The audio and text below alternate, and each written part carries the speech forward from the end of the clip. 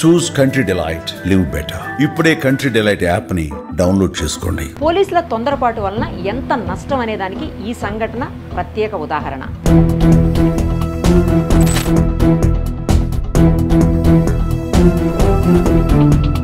భార్యను చంపాడని భర్తకు జైలు శిక్ష వేశారు. 1 సంవత్సరం 8 నెలలు జైల్లో గడిపాక భార్య బ్రతికే ఉందని బయటపడింది. అసలేం జరిగిందంటే 2020 సంవత్సరంలో కర్ణాటకలోని మైసూరులో నివసించే కురుబర సురేష్ భార్య మల్లిగే అకస్మాత్తుగా అదృశ్యమవటంతో కథ ప్రారంభమవుతుంది. సురేష్ తన భార్య కోసం చాలా వెతికాడు.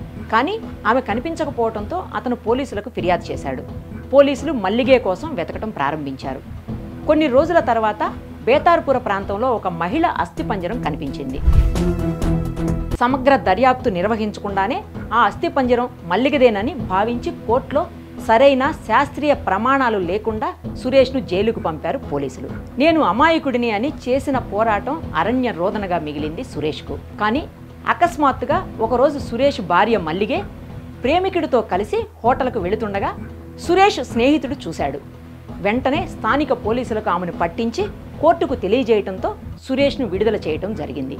అయితే తాను చెయ్యని నేరానికి జైలు జీవితం గడపాల్సి వచ్చిందని పోలీసులపైనే కేసు వేశాడు సురేష్.